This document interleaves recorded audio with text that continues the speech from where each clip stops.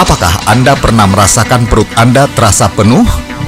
Seperti diisi oleh balon gas dan perlahan-lahan memaksa untuk keluar melalui kerongkongan? Mungkin Anda mengalami gangguan asam lambung. Asam lambung merupakan cairan asam alami yang diproduksi untuk mengaktifkan enzim yang berguna untuk pencernaan. Namun, pola makan dan gaya hidup yang tidak sehat seperti makan yang terburu-buru, tidur setelah makan, hingga kebiasaan merokok dan alkohol dapat meningkatkan produksi asam lambung yang berlebihan. Kenali gejalanya berikut ini.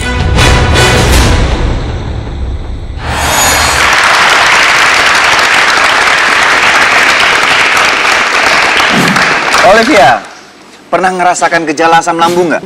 Cukup sering ya. Biasanya yang dirasakan berupa apa? Muntah, mual, atau nyeri di tempat tertentu? Sampai muntah sih enggak, tapi lebih merasa kayak gasnya naik sampai ke atas dan Kerongkongan itu ya? rada perih. Biasanya yang dilakukan oleh Olivia selain obat ya? Minum air yang hangat dan lebih ini ya istirahat aja sih dok, Istirahat nggak ya? terlalu banyak. Biasanya berkurang? Berkurang. Berkurang ya, oke.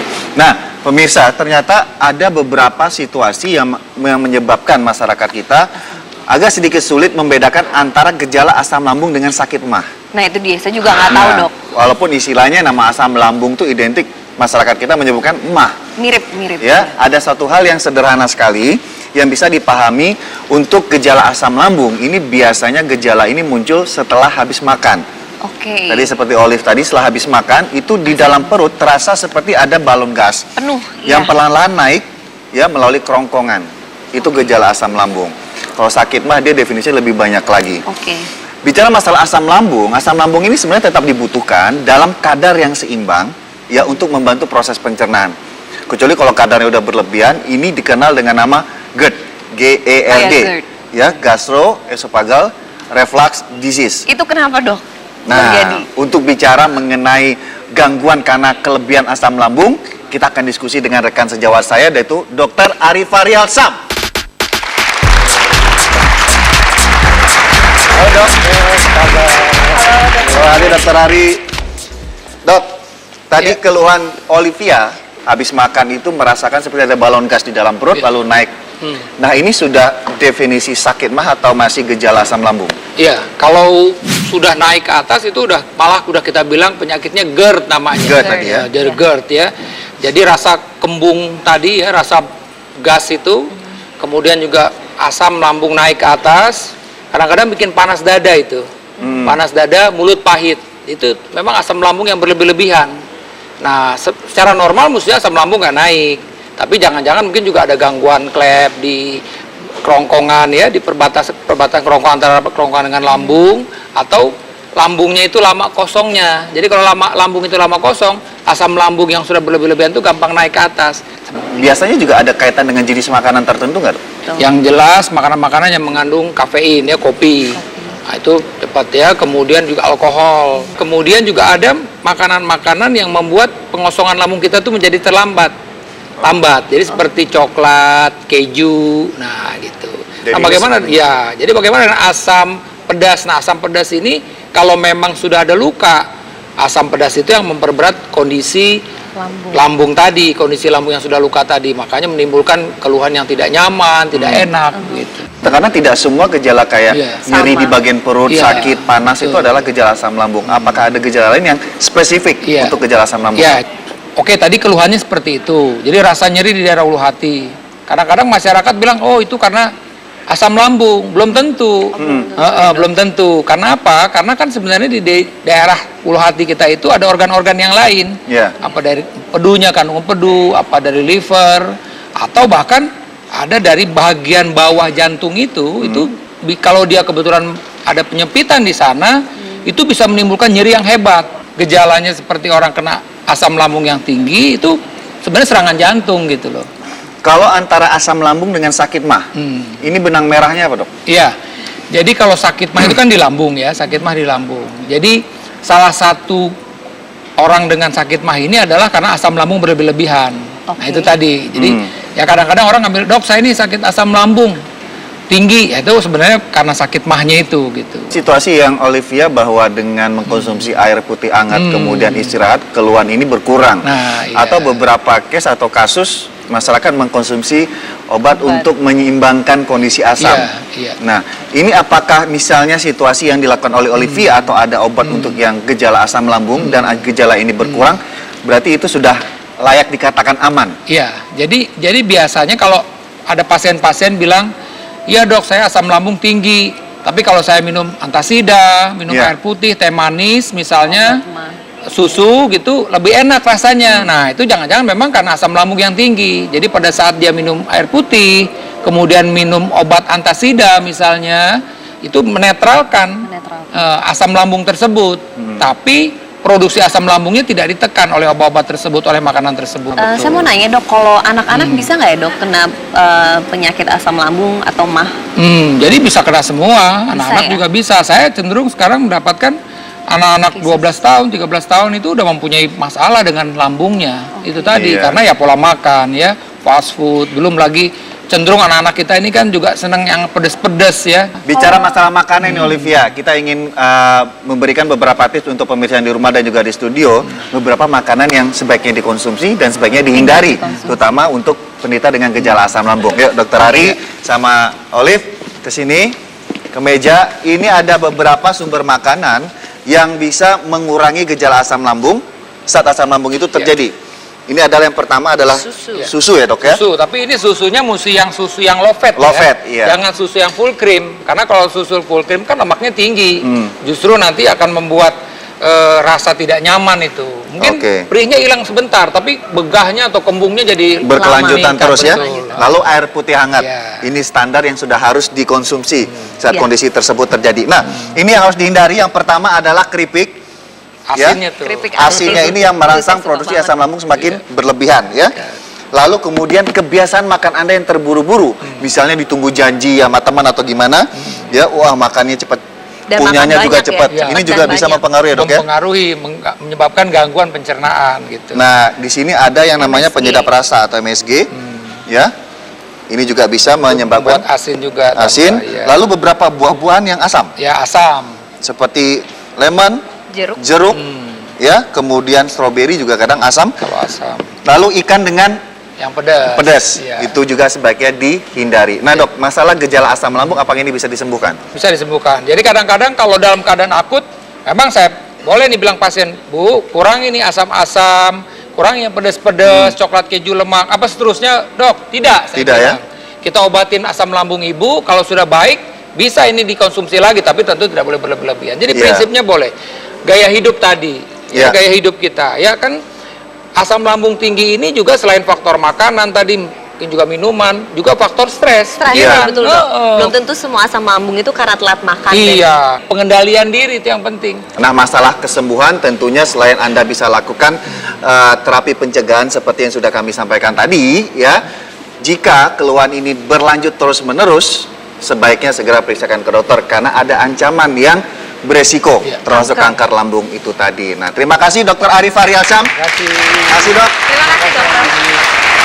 Setelah ini ada satu yang jarang sekali, udah lama sekali saya tidak membawakan di Dr. Ros Indonesia, yaitu masalah mitos atau fakta. Jangan kemana-mana, tetap di Dr. Ros Indonesia.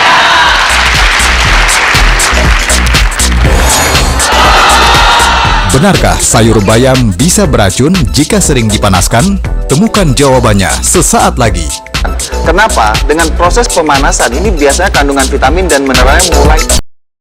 Ya, kalau untuk bopeng itu seperti juga kalau untuk noda hitam tadi ya, ada yang namanya peeling, pengelupasan lewat zat kimia. Kemudian ASI saat ibu sedang hamil. Jadi ini adalah beberapa ASI dari ibu hamil tidak layak untuk dikonsumsi bayi.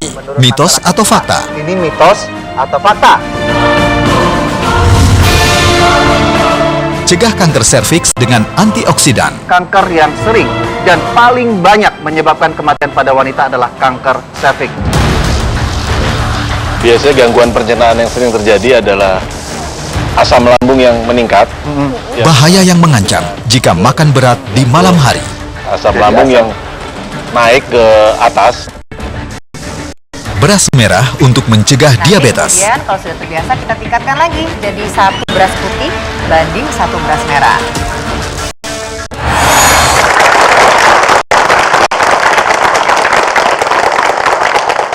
Bicara soal jerawat, ya saya yakin tidak hanya pria, tapi khususnya wanita, bahkan tidak hanya orang tua, tapi juga para remaja. Dan satu hal yang cukup umum dilakukan oleh masyarakat kita adalah saat jerawat itu muncul satu aja, biasanya main langsung pencet, betul? Memang jerawat hilang, tapi yang dikhawatirkan noda atau bekasnya yang nggak hilang-hilang. Sering pertanyaan masuk mengenai jerawat, ya ini bagaimana caranya menangani jerawat agar tidak meninggalkan bekas atau yang sudah meninggalkan bekas seperti noda hitam, bahkan seperti bopeng di wajah. Gimana ya terapi untuk menghilangkannya? Tepuk tangan dong buat Dokter Poppy dan Endita. Apa kabar Endita? Dokter Poppy. Kita ingin melakukan peragaan tentang jerawat. Waktu puber sama sekarang kehadiran jerawat itu sama-sama mengakibatkan emosional nggak? Sama-sama ganggu dok, nggak Ya. sabar. Jadi kan kalau tipenya kan gede tapi satu ini jadi gengges, ganggu banget. Ya Dokter Poppy, secara umum kan ada 2 hal yang ingin kita sampaikan di segmen ini mengenai jerawat, yaitu pola di mana masyarakat itu kalau udah kehadiran jerawat mau 1 apalagi lebih, mau ke dokter mungkin sibuk, macet atau segala macam, akhirnya tangan-tangan geratil ini ya berusaha untuk menekan atau melakukan sesuatu dengan jerawat tersebut, akhirnya menimbulkan bekas. Secara umum penyebab jerawat itu ada 4 faktor. Yang pertama yang biasa dikatakan orang itu sumbatan pori. Biasanya sumbatan pori ini adalah keratin yang menyumbat dari kelenjar minyak tadi. Kemudian produksi minyak yang berlebihan atau berlebihan produksi sebum ya. Dan ada juga peningkatan bakteri yang penyebab jerawat, itu yang kita sebut dengan Propionibacterium acnes. Dan akibat ketiga faktor tadi, biasanya dari badan kita timbul reaksi-reaksi peradangan, sehingga timbul jerawat yang gede seperti ini dan merah atau bengkak dan meradang. Kita ingin memperagakan bagaimana biasanya cukup sering dilakukan oleh masyarakat kita kalau jerawat itu udah mengganggu, apalagi posisinya di mana? Kalau sebal tuh posisinya kalau di mana jerawat? Hidung. Ya, soalnya ngalahin mancung hidung ya. Hidung, kemudian di tengah-tengah sini ya. Usil banget. Di dagu kayak Gemes Endita. gitu, maksudnya Iya. kalau dipencet tuh rasanya kayak pedih banget, kayak sakit hati dok. Wah, biasanya yang keluar apa itu? Darah. Yang putih-putih itu apa ya dok ya? Oh. Itu putih-putih apa tuh? Benar nih. Kan di jerawat itu bermacam-macam, Dokter Ya, Poppy ya. Ada komedo putih, ada komedo hitam ya. Nah, ini biasanya yang bisa dikeluarkan dengan mudah kan komedo hitam ya. Ya benar dokter, yang biasanya yang mudah itu komedo hitam. Karena komedo hitam itu biasanya letaknya lebih ke permukaan sehingga lebih mudah dikeluarkan. Karena itu dia berwarna hitam karena masih mengandung melanin. Tetapi kalau komedo putih letaknya biasanya sudah lebih dalam lagi. Jadi memang mengeluarkannya agak susah dan kadang ini yang membuat orang penasaran. Dipencet terus. Dipencet-pencet ya. Kita punya peragaannya di sini ya, ini gambaran dari benjolan jerawatnya ya, atau bahasa medisnya papul. Ya, papul ya, kelihatan penonton? Ya, ini jerawat siapa tadi saya pinjam ya. Biasanya tangan itu gatal, nggak pakai sarung tangan biasanya ya. Main langsung aja. Di kamar mandi bisa gitu ya. Mulai dari bawah ditekan. Gimana caranya isi jerawat ini keluar? Wah, nggak bisa kan, susah. Akhirnya karena ditekan, dipaksa, jaringan di pinggir-pinggirnya rusak. Lepas, bisa aja ikut lepas. Karena proses peradangan di jerawat ini juga mengganggu elastisitas kulit tadi ya dok ya. Dipaksa nggak bisa, wah pengen coba dengan cara lain. Tekan pas yang radangnya. Yang merahnya itu ya, Merahnya dok, kan ya? yang radangnya. Atasnya itu. Tekan sendiri. Makin penasaran. Tetap nggak bisa. Bingung, mau ngapain lagi ya? Wah, ada peniti. Ini saya kasih tahu cara yang salah ya. Yang cukup sering dilakukan, bukan anjuran untuk melakukannya. Anggap ini jarumnya atau penitinya. Oh, itu jarum. Gimana caranya ini bisa keluar? Wah. Sobek sana, sobek sini. Wah, tetap nggak keluar. Gencet lagi, makin rusak. Susah. Nggak keluar. ternyata ini kemungkinan komedo putih nggak keluar-keluar ya dok ya. Kalau komedo hitam biasanya dia keluar. Langsung Karena keluar, masyarakat dokter. kita kan nggak tahu mana Nggak komedo tahu. hitam, mana Iya, komedo mana yang putih. putih. Tapi yang pastinya adalah akibat perlakuan yang salah terjadi awalnya adalah kerusakan pada area kulit. Kemudian ya jerawat nggak hilang. Cenut-cenut ada, Cenut-cenut masih ada, ya. kulit rusak ya dok ya. Iya. Kalau saran dari dokter Poppy sebaiknya itu seperti apa? Itu biasanya yang diberikan dokter itu bisa berupa krim atau gel yang mengandung antibiotik. Tetapi ini pengobatan ini juga tergantung kepada tingkat atau keparahan jerawatnya ya. Kalau masih Kalau ringan, kayak Endita, Kalau ini dok kan kayaknya udah terlanjur kebelah ya Iya. kulitnya ya. Udah mana-mana hitam. lihat dikit. Udah hitam. tapi itu masih sedikit Masih meradang sedikit ya. sepertinya, Mbak. Oh, itu yang pengobatannya tuh harus apa tuh? Bisa diberikan salep atau gel atau krim antibiotik. Atau untuk malamnya bisa dikasih krim yang mengandung retinoid. Tapi patut diingat ya Mbak, kalau misalnya lagi memakai krim yang mengandung retinoid itu yang dipakai cuma malam aja, itu Mbak juga harus memakai sunblock supaya reaksi Paginya. dari krim Oke. tidak menimbulkan kemerahan atau terbakar. Oh gitu. gitu. Yang kedua adalah mengenai jerawat yang sudah ditangani tapi meninggalkan bekas. Bekas yang cukup sering adalah noda Hitam. Kita punya contohnya ini ya. Bekas hitam ini jaringannya yang rusak. Yang kedua adalah bopeng. Tergantung jumlah jerawatnya juga. Kalau Iya. jerawatnya banyak, bopengnya makin banyak. Banyak, oh. Apalagi perlakuannya salah. Ini contoh dari bekas jerawat yang bopeng. Di dalamnya juga masih ada nanahnya kadang ya. Kalau untuk terapi bagi kondisi wajah yang sudah meninggalkan bekas kayak noda hitam dan bopeng ini gimana dok? Bagaimanapun juga, kalau masih meninggalkan noda hitam itu akan lebih mudah disembuhkan ketimbang yang sudah bopeng. Kalau untuk yang meninggalkan noda hitam bisa kita pakai lightening cream atau bleaching cream yang Berarti ada biasanya- untuk pencerahannya ya, Iya, untuk mencerahkannya. Iya benar ya. dokter, pakai krim pencerah. Namun biasanya krim pencerah tersebut juga ada beberapa jenis yang harus dibelikan hanya malam hari. Sehingga paginya selama perawatan noda hitam, kita tetap harus memakai sunblock untuk mencegah agar noda tidak semakin hitam dan juga mencegah efek samping krim malam tadi agar tidak menimbulkan kemerahan. Kalau yang bopeng ini kayaknya ini ada suatu terapi khusus ya.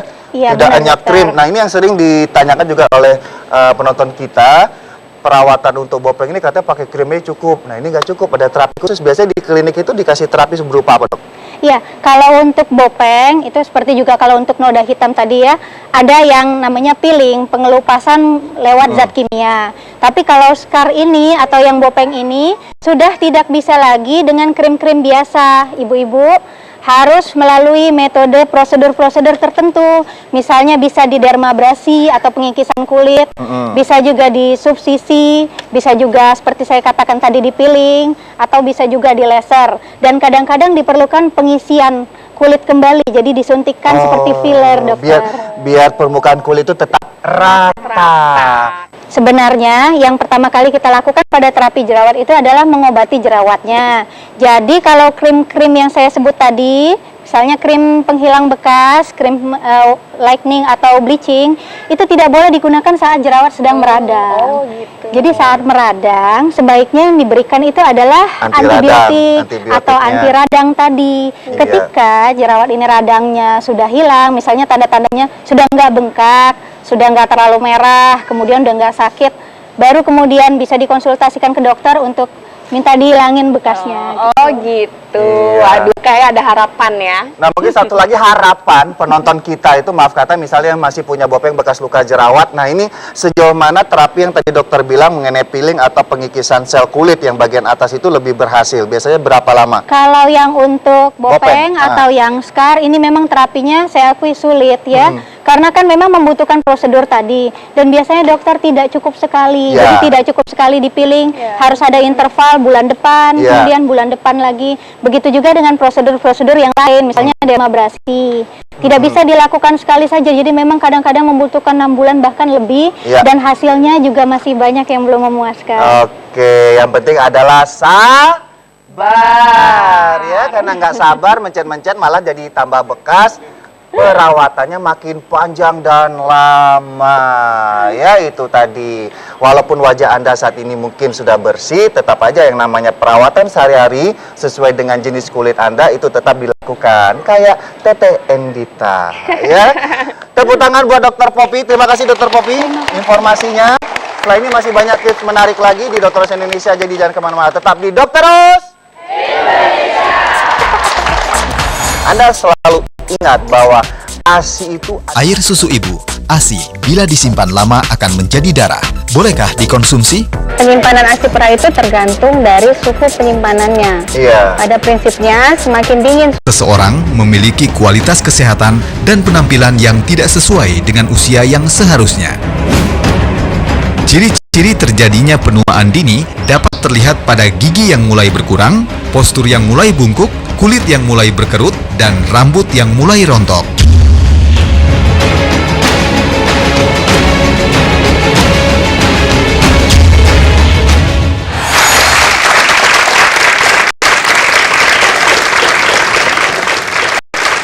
ada beberapa kebiasaan sehari-hari yang bisa membuat seseorang terlihat lebih tua atau mengalami penuaan dini. Nah, ini ada beberapa ya barang atau benda di atas meja kita dan ini berkaitan dengan beberapa anggota tubuh kita yang terlihat lebih tua sebelum usianya. Coba Nah, diterangkan, Dok. Yang Seperti pertama, apa? Usi pernah mengkonsumsi minuman bersoda? Oh iya, kalau lagi ngantuk, lagi syuting ngantuk pasti enggak, bukan bersoda, yang ini yang aku sering nih. Minuman energi. Untuk energi biar nggak ngantuk. Kalau soda Nah. aku malah jarang. Soda malah jarang yang nggak jarang kuat aku. lambungnya. Emang aku nggak gitu doyan. Nah, faktanya minuman berenergi itu mengandung asam yang sangat tinggi, bahkan ya 8 kali lebih bahaya dibanding minuman bersoda. Oke. Dan ini bisa merusak enamel gigi. Enamel ini adalah, misalnya ini gigi ya. Enamel itu yang melapiskan bagian luar. Oke. Nah, itu akan dikikis oleh kandungan asam dari minuman energi tadi.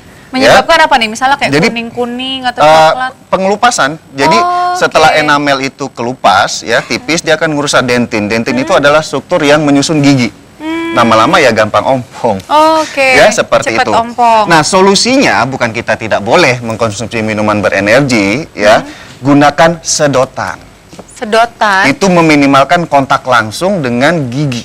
Yang kedua, nah saya pengen kasih handphone ini ke Usi. Buat aku bawa pulang? Oh, terima kasih. Tidak. Coba Usi, saya pengen lihat gaya Usi kalau lagi texting suami Oh, atau gini. husband atau Biasanya ngecek gini nih. anak. Gini biasanya. Gitu ya. Nah, pemirsa yang di rumah dan juga penonton yang di studio, mungkin Anda pernah melakukan hal yang serupa? Ya, apalagi sambil duduk. Nah, postur tubuh, ya postur tubuh yang tidak tegap itu juga merangsang adanya gangguan tulang, ya sebelum waktunya dan ini merupakan salah satu penuaan Apa dini juga. hubungannya? Ini Nah, begini. Aman nih. Kalau dilihat tadi coba diulang Kan ya. begini kan? Kita madhab sana, kita lihatkan kepada pemirsa bahwa di sini terjadi perubahan dari struktur tulang leher dan kepala. Oh Ya, iya, benar, kalau benar. punggung pun agak tegak, di sini yang fokusnya adalah leher dan kepala yang Leher. berbeda. Nah, kita ibaratkan dengan bola bowling ini sih. Ini adalah kepala. Tangan saya ini adalah leher. Ya. Jadi sebenarnya leher kita ini menopang hampir sekitar 5 kiloan ya, tergantung berat kepala. Nah, jika kondisi tadi kayak Usi begini terus, berarti kan kayak dipaksain. Oh, Tulang iya, leher iya, kepala. Iya. Ya, Itu seperti bisa itu. bikin bengkok, makanya ada orang makin tua kan Terus- kadang bengkok begitu kan. Ini Iya. sebelum tua ada bengkok. Dan di sini kan saraf juga banyak suka gangguan pada punggung, pundak, Oke. sakit leher segala macam. Nah, itu bisa saja salah satu penyebabnya adalah cara Karena texting yang texting. keliru. Lalu yang ketiga, sih Apa kita nih? geser. Ini ada sisir berarti berkaitan dengan Rambut. rambut. Nah, saya ingin tanya pada Usi, biasanya nyisir rambut kapan aja? Nyisir rambut tuh kalau habis keramas, terus kayak rambut udah kering juga, cuman seringnya sih karena aku kan hampir keramas, karena rambutku panjang ya 2 hari sekali, itu selalu gitu. Jadi emang pas habis keramas aja disisir. Iya, nah ini dia ternyata beberapa kebiasaan yang membuat seseorang terlihat lebih tua dan rambut mudah rontok adalah menyisir rambut di saat rambut masih basah Loh, kenapa atau habis dong? keramas, ya.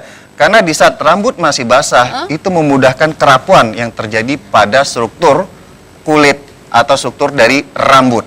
Kulit kepala dan rambut Iya. rapuh. Oh, Jadi itu akan memudahkan rambut menjadi rontok. Jadi biarkan dulu rambut Anda untuk kering sementara. Kalau pakai ini dok, rambut aku kan agak-agak ikal ya. Misalnya aku pakai sisir yang apa yang jarang tuh, yang gede-gede gitu. Ya. Atau pakai jari dulu biar Nah, nggak, itu juga tadi masalah jari dari sisir.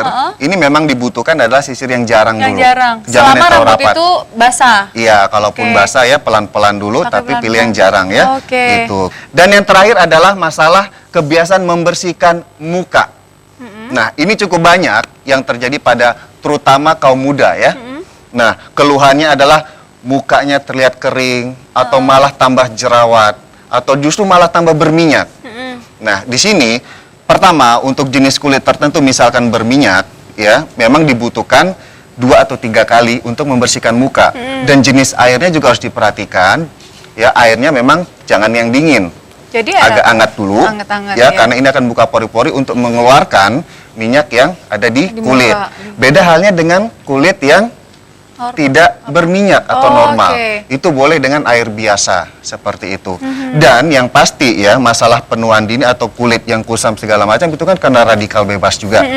Selain cuci muka, radikal bebas ini dari sinar matahari, Ci.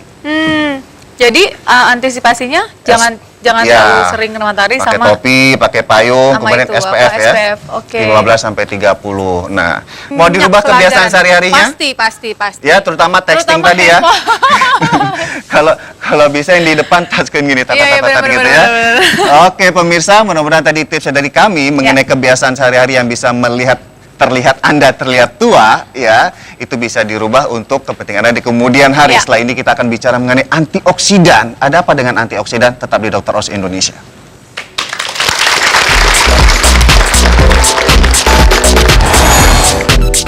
Bagaimana cara antioksidan mencegah serangan radikal bebas pada tubuh?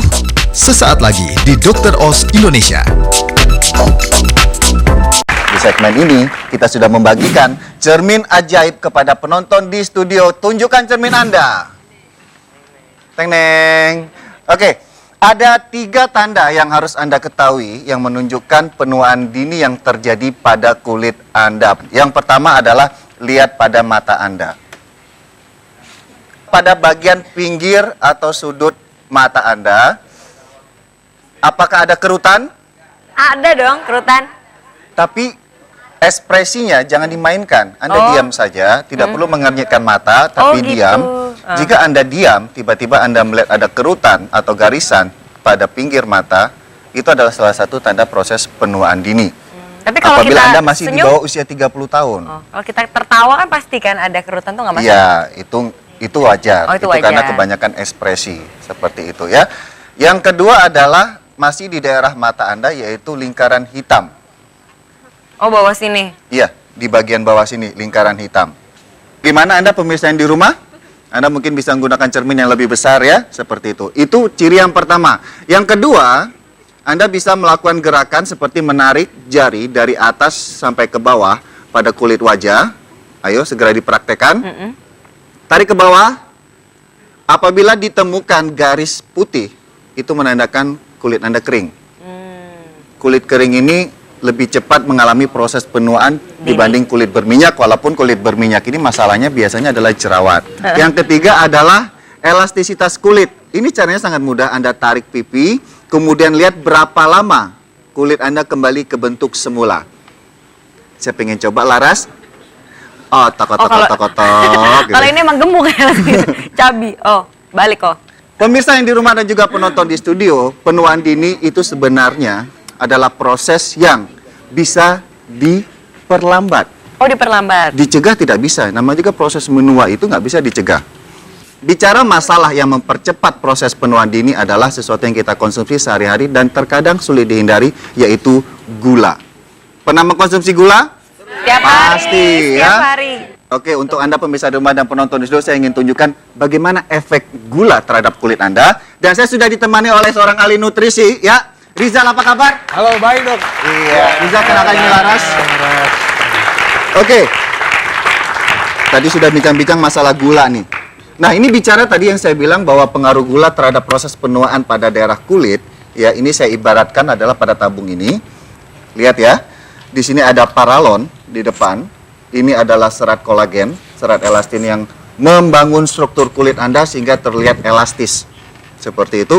Di bawah ini, bola-bola kuning ini adalah konsumsi gula yang terjadi terus-menerus. Sehingga posisi ini, ya, jadi ini bicaranya ini lapisan kulit atas nih. Anggap ini sarung tangan saya ini yang huruf G ini gula. Apabila ini terjadi terus-menerus, ya, dia akan menurunkan fungsi dari serat kolagen. Saya tarik ya, paralonnya. Ini terjadi bulanan misalnya seperti itu ya. Saya tarik lagi. Nah, kulit bagian atas yang awalnya rata, ini akan melendung ke dalam. Ya, seperti ini. Iya. Nah, inilah awal dari yang namanya kerutan. Oh, kerutan Jadi ya. kerut di usia yang tidak seharusnya. Ini bisa salah satu penyebabnya adalah konsumsi gula. Apa expert dari Rizal, dampak konsumsi gula yang berlebihan itu apa aja? Efek yang paling menakutkan sebenarnya dari gula adalah penyakit degeneratif sebenarnya. Mulai dari penyakit jantung ataupun penyakit diabetes. Penyakit di usia tua. Benar ya? sekali. Oke, Ya. dan itu dialami di saat usia masih muda. Masih muda. Dikarenakan konsumsi gula yang berlebihan. Berlebihan. Nah, bicara masalah konsumsi gula, ayo Laras, Zal, kita ke meja ini. Dan juga untuk Anda penonton yang di studio dan di rumah, kita tidak bisa menghindari gula. Bagaimanapun yang namanya ibu-ibu rumah tangga, Anda bertanggung jawab dalam menyajikan menu seorang Nah, ibu makanya pastinya itu. ya. Saya Untuk penasaran keluarga banget. tercinta. Betul. Ya. Ini ada berbagai macam gula. Ini selalu Ya. menjadi pertanyaan. Ya. Yang paling bagus yang mana? Nah, yang mana Ya, tuh? itu harus sering-sering. Nah, itu dia. Nah, banyak orang menyangka teman-teman saya pikirnya yang paling bagus adalah ini. Gula merah. Kalau kita lagi di kafe atau di mana Oke. biasa ada brown sugar, ada white sugar. Oh, iya, Oke, betul. ya benar. Tapi di dalam klasifikasi gula, brown sugar ini termasuk kadar gula 97%. Itu ada tingkatan. Pertama adalah brown sugar, itu Iya. ada 97%. Setelah itu ada yang kita kenal namanya madu. Madu. Itu dia berada di 80%. Oke. Nah, ini kan namanya gula alami ya. Ini adalah jenis gula alami. Nah, gula alami ini, kecuali ini adalah gula sintetik atau gula buatan. Ya, ini gula pemanis Nah, ya. Pemanis kalaupun ingin konsumsi gula alami, yang paling baik adalah sebenarnya ada gula tebu. gula tebu. Karena gula tebu hanya mengandung sekitar 55% dari kadar Oh, gula. paling rendah bagus ya. dong itu ya. Bukan paling bagus sih sebenarnya. Semua bisa jadi bagus, yang penting kita Takarannya. takarannya. Iya, seperti Takaran itu. saja. Nah, ini ada gula sintetik. Nah, gula buatan ini paling banyak dan paling bagus adalah dikonsumsi oleh orang dengan Diabetes. pastinya diabetes, karena dia tidak akan dimetabolisme dalam tubuh. Oke. Dia memberikan rasa manis, tapi tidak akan dimetabolisme dalam tubuh. Metabolisme dalam tubuh itu dalam proses lambat, cepat, atau istilahnya dia langsung dirubah jadi kalori. Dia akan dirubah jadi kalori, Langsung tapi energi itu pun ya? kalorinya sedikit. Sedikit ya. Ya. Takaran per hari, Zal, Ya, untuk kebutuhan gula. sebenarnya untuk kebutuhan gula kita Indonesia agak beda ya dengan American Heart Association itu mereka untuk perempuan berikan batas 26 gram sehari. 26 gram Ya. sehari. Itu Untuk kira-kira berapa sendok? Itu kira-kira sekitar 2 sendok sampai 3 sendok lah. Makan? Untuk Makan? Ya, sendok makan. Dikit banget ya. Dikit. Tuh. Benar. Tapi untuk dari Indonesia sendiri, dari Kementerian Kesehatan kemarin untuk tahun 2013 mereka merilis kalau Indonesia itu hanya butuh 50 gram atau 4 sendok makan. Kebutuhan per maksimal hari? sehari. Dampaknya tadi kan selain diabetes, selain kulit, Kulit. itu apalagi untuk orang yang edik dengan konsumsi gula atau yang manis-manis. Yang pasti kegemukan lah. Oke. Itu kenapa kita bilang itu suatu penyakit gitu, karena dari kegemukan ini itu bisa menyebabkan penyakit-penyakit yang lainnya pastinya, Dok. Nah, sekarang kita bergeser ke menu makanan ini. Nah, saya tanya Laras, di antara beras putih, beras merah, senangnya apa belakangan ini? Aku sih memang selalu di rumah konsumsi beras merah pasti kalau makan. Sebenarnya itu ada benarnya. Ya, kenapa pilihan kita jatuh ke beras merah? Itu karena jenis karbohidratnya yang beda. Ya, ini simple, ini adalah karbohidrat kompleks. Kompleks, Artinya dia pelepasannya perlahan-lahan. Iya, lebih lama Jadi terasa kadar kenyang, gula, ya? kadar gula darah kita akan lebih terkontrol dan impactnya adalah rasa kenyang kita akan lebih lama. Oke. Apalagi puasa, konsumsi ini pada waktu sahur termasuk Itu bagus. lebih lama terasa, Benar. jadi Oh, tidak iya. keroncongan di waktu yang tidak diinginkan. Sama halnya dengan roti gandum tadi. Sama Oke, aja? sama ya? Benar, sama halnya Oh, dengan gitu. seperti itu. Berarti Tapi- kadar gulanya Hah? juga lebih rendah kalau gandum gitu, roti gandum. Kadar gula kita nggak bisa bilang dia lebih rendah apa tidak ya. Itu Serat tergantung lebih ya? tergantung takarannya. Cuman dia jauh lebih baik karena punya serat. Oke, Punya tapi serat kadang yang jauh lebih baik. bicara masalah keju, susu, dan yogurt, yang dianjurkan untuk meminimalkan kadar gula masuk ke dalam tubuh, itu apa aja? Sebenarnya jauh lebih baik adalah konsumsi yogurt. Yogurt. Karena yogurt juga punya serat yang kita bilang tadi ya. Oke. Ya, dan susu pun kita punya banyak kok produk susu yang mungkin Low fat. atau less sugar itu ada gitu. Tergantung Oke. labelnya. Nah, yang kita harus hindari Keju. sebenarnya adalah keju yang terlalu berlebihan. Biasanya keju itu terbuat dari butter, dari mentega, itu bisa lemak jauh bisa menumpuk di dalam tubuh kita, dan yang pasti akan mengakibatkan kegemukan dan pasti bisa menyumbat pembuluh darah kita pastinya kalau kolesterol kita tinggi. Nah, bicara masalah buah, kita lanjut ke ini manis-manis makanan semua nih. berikutnya. Kadang-kadang gini, ini bicara buah itu kandungan gula atau kalorinya tentunya beda-beda, ya. Banyak orang yang tidak menyadari ya, atau tidak, mereka biasa menyamakan antara buah gitu. Saya diet kok, saya konsumsi buah, tapi kok nggak berat badannya nggak turun-turun gitu. Gulanya tetap gitu loh. Jadi gini, anggur ini dengan sangat menyesal adalah anggur adalah buah yang paling punya kadar gula yang paling tinggi. Kalau dari urutan nih ya, kalau kita bicara urutan yang sehari-hari, yang paling rendah sebenarnya adalah buah blueberry sama strawberry. Oh, strawberry. Itu dalam 100 gram dia cuma punya kadar sekitar 4 gram, 4,6 gram. Sedangkan anggur itu sendiri punya 16 gram. 4 kali lipat dari strawberry yang tadi. Nah, dianjurkan yang sebenarnya adalah pilihan ya. Pertama adalah pilihan dan kedua adalah takaran. Takaran, oke. Nah, yang paling dianjurkan adalah 2 cangkir maksimal dalam sehari. 2 cangkir buah. Misalnya sana nih pisang punya 10 gram ya. Pisang itu dipotong-potong jadi 2 cangkir. Itulah anjuran dari itu mereka. Maksimalnya ya untuk dikonsumsi. Apel, pir. Oke, apel berada di 10 gram. Setelah apel yang paling sering kita konsumsi adalah pisang. Pisang itu berada di 14 gram dalam 100 gram. Tinggi juga ya. Semangka? Semangka lebih tinggi sedikit daripada pisang. Karena lebih banyak rumor bahwa orang yang diabetes itu semangka dilarang sama sekali. Benar sekali. Ini bicara masalah konsumsi gula. Nah, solusinya untuk orang kecanduan yang suka manis-manis. Oke.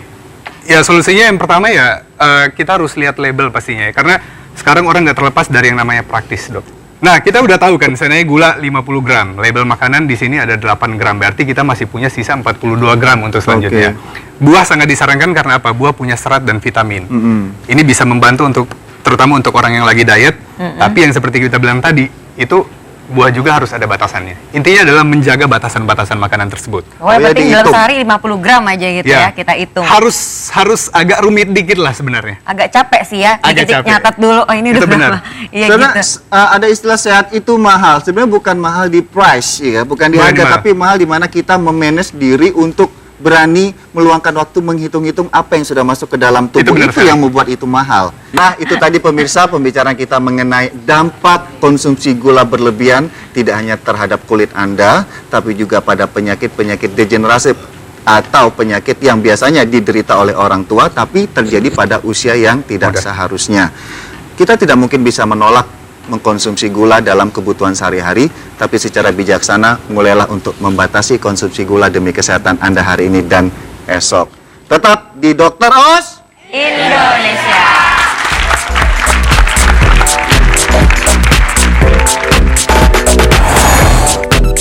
Benarkah suntik vitamin C bisa meningkatkan daya tahan tubuh dan mencerahkan kulit? Vitamin C itu untuk lebih memutihkan. Itu yang keliru ya? Sebenarnya keliru ya. Keliru. Iya. Tidak hanya bergantung pada seberapa banyak usaha Anda untuk menjaga kesehatan. Ancaman jiwa untuk keselamatan kita sehari-hari ternyata tidak hanya dari faktor alam, tapi juga bisa dari faktor manusia.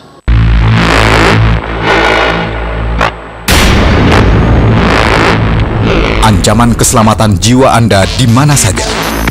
Resiko terjadinya tindak kejahatan seperti penodongan, pemerkosaan, hingga pencobaan pembunuhan dapat menimpa siapapun.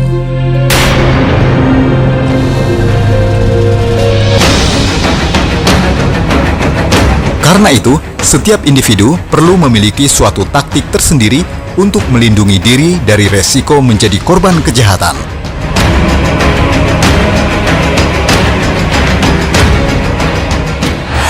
Di segmen ini saya ingin mengajak Anda untuk penonton saya di studio dan juga untuk pemirsa yang di rumah, bagaimana cara teknik bela diri yang praktis untuk mempertahankan atau menyelamatkan diri Anda. Dan saya tidak sendiri, saya ditemani oleh asisten saya yaitu Fani Gasani. Dan juga beberapa rekan-rekan dari Satria Muda Indonesia. Selamat datang, Pak. Pak, bicara mengenai bela diri, ya, self defense. Nah, ini untuk cowok maupun untuk cewek. Kalau berdasarkan usia, di atas 50 masih bisa maksimal nggak? Masih memungkinkan. Kita bisa langsung ke masalah teknik bela dirinya. Boleh. Ini kita anggap bahwa ancaman keselamatan bisa terjadi di mana-mana. Mungkin diawali dengan tangan kosong. Ya, bisa dipraktekkan di depan dulu Pak, berdua. Ya. Katakanlah ada orang laki-laki yang langsung megang tangan perempuan gitu kan. Ya. Nah, kita akan melakukan perlawanannya seperti ini gerakannya. Kita angkat tangannya karena tidak langsung laki-laki ini tidak memegang dengan tenaga biasanya ya. Jadi kita rileks, tenang, posisinya sudah seperti ini, ya. Kemudian kita tekan ke bawah. Kalau kita hentakan seperti ini akan patah ini pergelangan ini, ya. Kalau kita lagi sedang belajar, kita tekan saja ke bawah ini sudah begitu sakitnya luar biasa. Seperti kalau bau ditusuk hidung. Jadi kita kemana aja dia ngikutin. Kemudian mungkin kita akan mendapatkan satu permasalahan biasanya umumnya dicekik. Ya. Ya, dicekik ya. Silakan cekik. Ya. Ya, kita punya prinsip bahwa sebetulnya dia sudah terkunci dua tangan ini. Ya. Kita masih punya 4 senjata. Gerakan yang sangat simpel, hanya perhatikan gerakan mundur 1, gerakan sikut, kemudian tarik kupingnya dan sikut lagi. Pang. Fani mau saya contohkan? Ya. Saya aja yang ceking. Oke, Pak, Ya, bisa diajarkan dulu. Mungkin saya bareng bapaknya, Fani bareng masnya, ya. iya. Saya dulu nih belajar ya, Baik. sebelum Fani coba. Oke. Dokter yang dipegang, kemudian kita akan melakukan perlawanan seperti ini. Ya. Pertama angkat bersamaan dengan pegang jari. Diangkat, pegang jari. Kemudian maksimalkan seperti ini. Pinggir pipi ini. telapak tangan ya.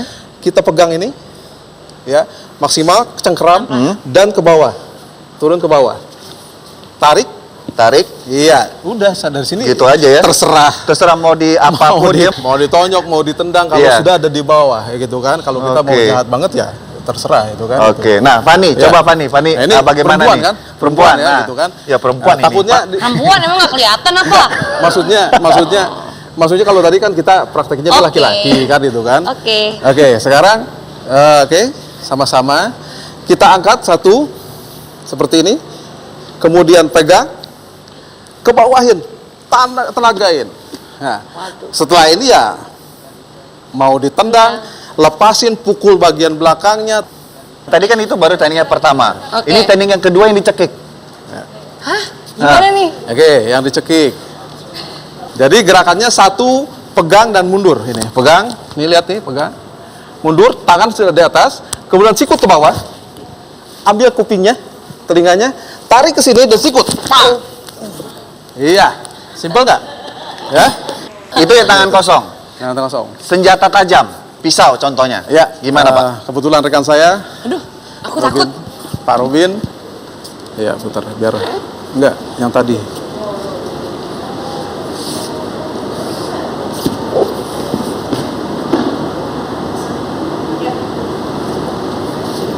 Kalau dari depan gimana Pak gerakannya?